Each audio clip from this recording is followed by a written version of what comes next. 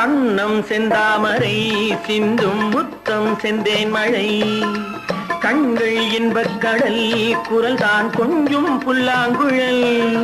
மங்கை பொன்னோவியம் பேசும் மழலை சொல்லோவியம்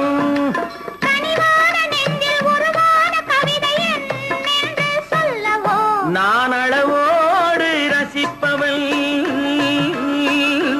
எதையும் அளவின்றி கொடுப்பவள்